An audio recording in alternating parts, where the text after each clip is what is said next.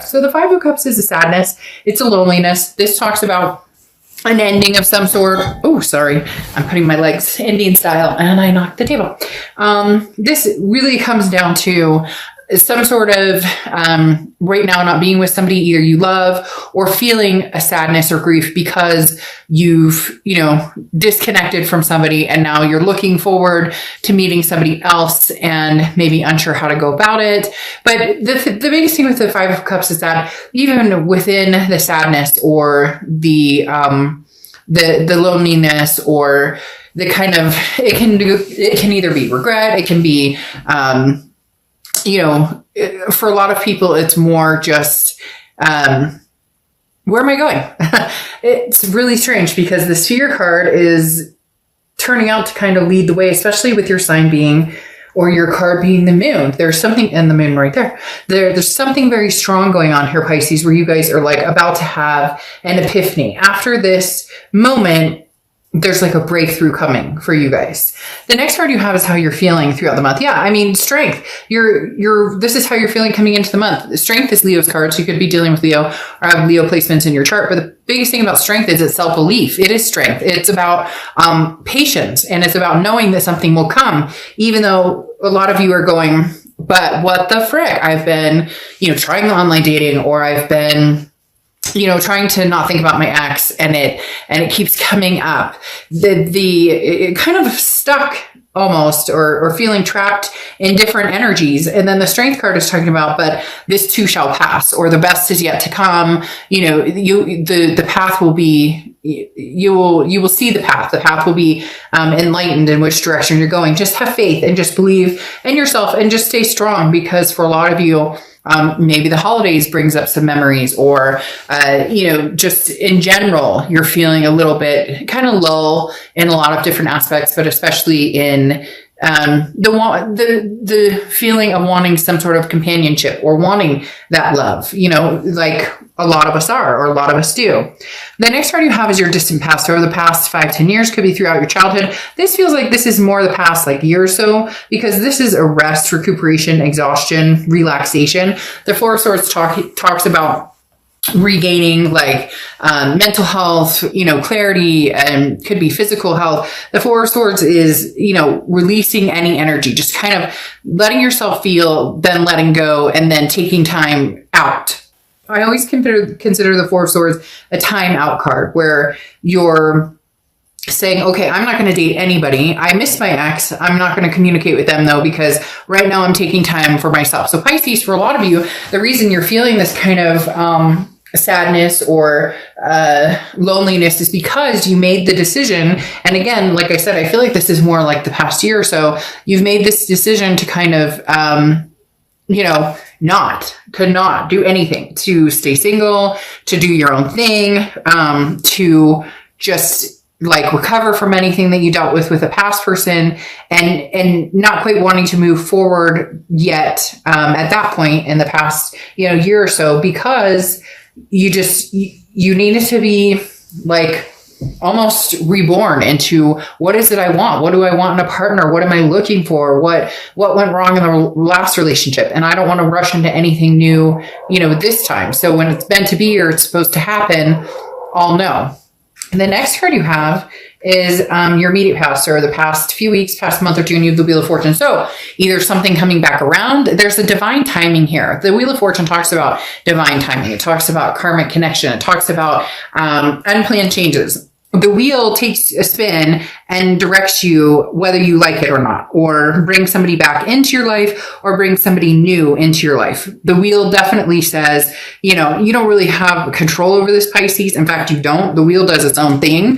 The wheel talks about, stay calm. It may be confusing, but there's an unexpected turn of events that's coming. You can't control every aspect of your existence, and you shouldn't.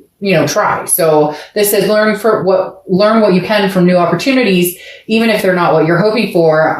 If you've been knocked off path, the wheel even if it doesn't feel like it, is bringing you back around. So this could be somebody from the past. You guys are going to connect or communicate.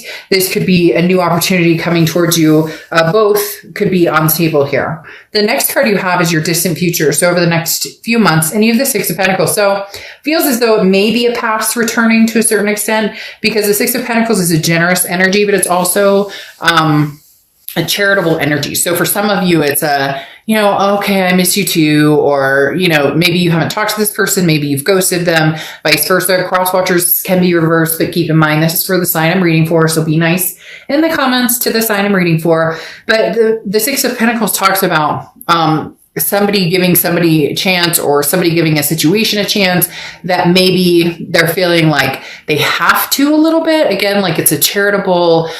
So Pisces, you may have somebody coming in and you're like, I'm not really sure, but you're going to give it a chance because you kind of feel like, well, I should at least hear them out, or vice versa. You may be like, I do miss this person, and, there were some bad times, but maybe, I should see what they're up to and go from there. The next card you have is your immediate future. So throughout the month of November, and you have the Four of Cups. Man, Pisces, you guys are really much on this, like, I don't know if it's just feeling annoyed or feeling some sort of stress, or feeling, again, I think it comes down to this fear of, which way am I going? Which way am I not going? Because the Four of Cups talks about, feeling like you're taken for granted, or feeling like you're wasting your time, or feeling so. Pisces, if you see my read, I don't sugarcoat anything. This very much feels like the lull I was talking about. This Four of Cups kind of feels like, well, I don't care if the ship leaves.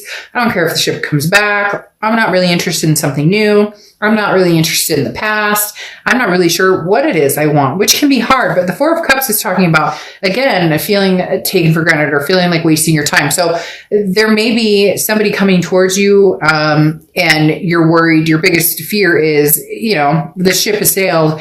I've been there, done that. Are they going to treat me the same way that they did before?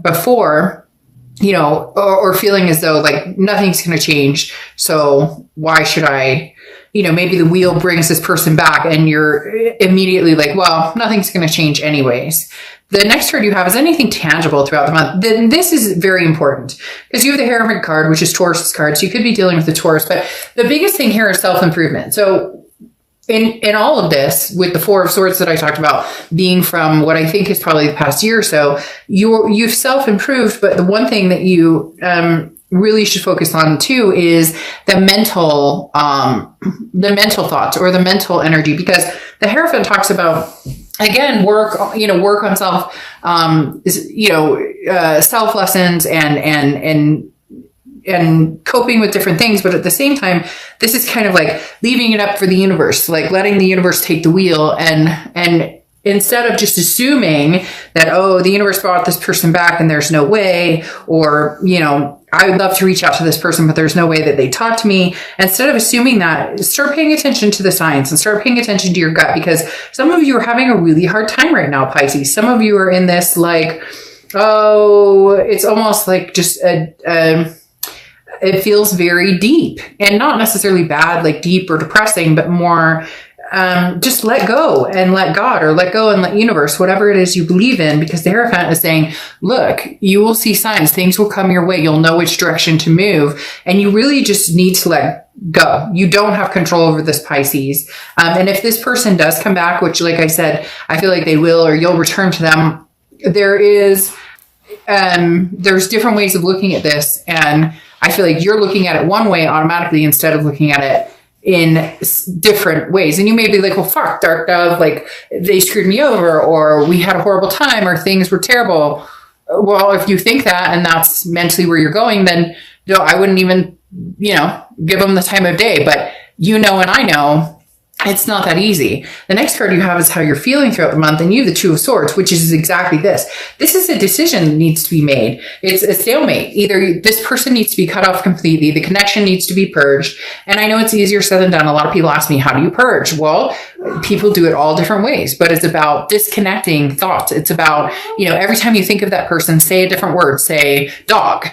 and then move on to a different thought. There are a lot of, and if you ever want to ask, I mean, I have different ways of doing that. And I've gotten really good at changing thought patterns, changing ways I'm thinking about things, or changing, like I said, one of the easiest ways, like if you're having a negative thought, I'll just scream out love. Or if I'm in the car driving and I'm like, oh my God, da, da, da, da, da, and I find myself in a, that mental spot, I'll just be like, cat.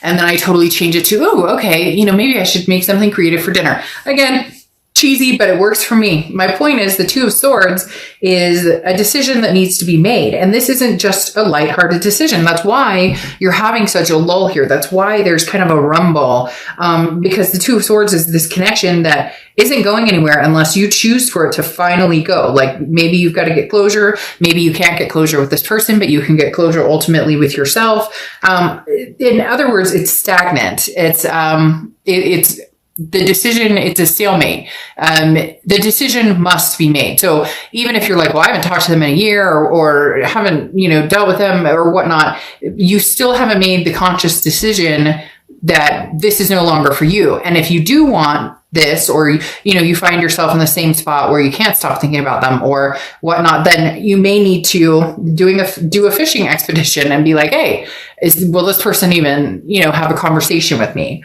The next card you have are your hopes and fears for the outcome.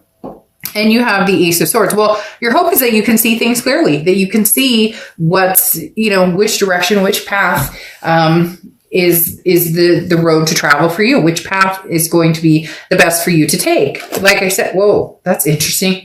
Just sent to put the cards on the table and I needed two and they popped out. So I guess I have my two. The Ace of Swords, though, like I said, is being able to see clearly what your choice is. And it's clarity, it's power, it's logic. So it's you finally kind of coming out of this lull, going, lifting the gray clouds and going, whichever direction I want to go, there will be success here. And if you do, miss a certain person and want to be with them, there's a possibility that this could happen. And if not, at least you'll know. And that would be your clarity, or vice versa. If this person's been contacting you and you've been ignoring them, then, maybe having a conversation with them will give you, I feel like for some of you, you'll know immediately if this is somebody that, you're still meant to continue on with, or if this is somebody that, no, you know what, they've got their stuff going on or, we're just not a good fit. The minute we talk, we fight, whatever the case may be, you're going to have some sort of clarity here. The next card you have is your outcome, and you have the Lovers card. So talk about coming back around, Pisces. For a lot of you, this is where you're headed. The Lovers card can represent Gemini. Okay. So Gemini, the Lovers card talks about, Gemini. So you could be a Gemini or have Gemini placements or be dealing with a Gemini, but the Lovers coming out, I love, because obviously that means that you're going to be, happy with somebody, or you're going to feel abundant with somebody, or you're going to,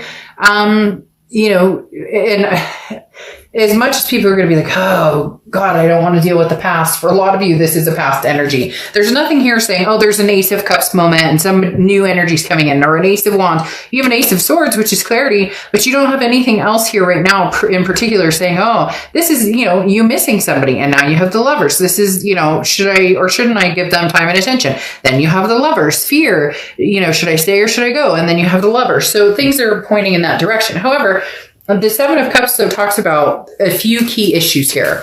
If you do want to be with this person, there needs to be some sort of succinctness. And I know that sounds strange, but the Seven of Cups talks about maybe there were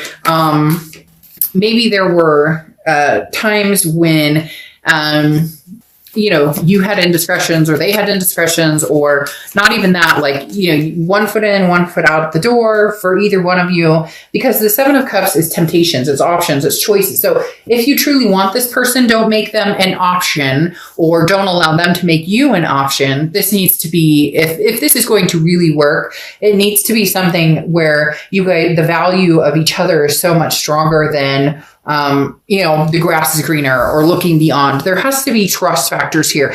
The Seven of Cups, again, is that temptation of options. Now, this could talk about, be careful that this isn't just a temptation of, hey, we're going to get together because we miss each other, but nothing's going to come of it. If you want that, then fine. But I feel like that would tip the scales to you having to, or them having to recover from, yet another, like, having to say goodbye or, end the connection again. So this mainly is telling me if you have other options and, you are, and you're, wanting to get back together with somebody from the past, I would clear those options first. Or I would, in essence, don't go into this with, people in your back pocket or vice versa. If they come towards you and they're like, oh yeah, I've been dating this person, and I'm dating this person, I have a date this Friday.